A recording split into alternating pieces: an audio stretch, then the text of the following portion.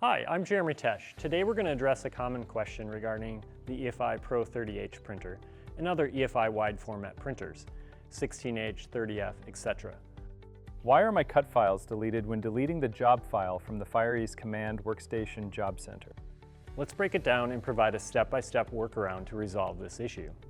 The issue arises because the EFI Pro 30H printer is an EFI wide format printer, not a ViewTek device. For ViewTek printers creating RTL output files, the deletion of the cut files is skipped. However, for EFI wide format printers like the Pro 30H, which create .bco output files, the deletion process includes the cut files.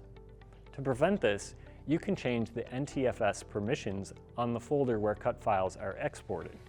By creating a deny rule for deletion, you can ensure that these files remain intact. First, locate the folder that holds the cut files. Right-click on the folder and select Properties. Then go to the Security tab. Select the user system and click the Advanced button. Under Advanced Security Settings, select System and click Change Permissions. In the Permissions entry window, select a principal.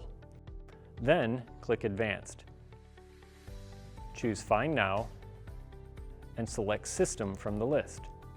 Click OK to confirm System as the principal.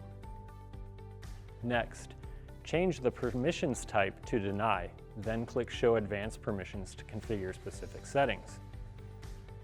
From the list of advanced permissions, activate the Delete option. This will restrict the system from deleting any files within the cut file export directory. Finally, you'll see a new permission entry created for the system user denying the ability to delete files in the cut export directory. With this rule in place, your cut files will no longer be removed when deleting files from Fire Command Workstation. And there you have it.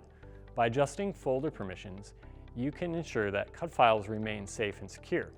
Thanks for watching, and as always, happy printing.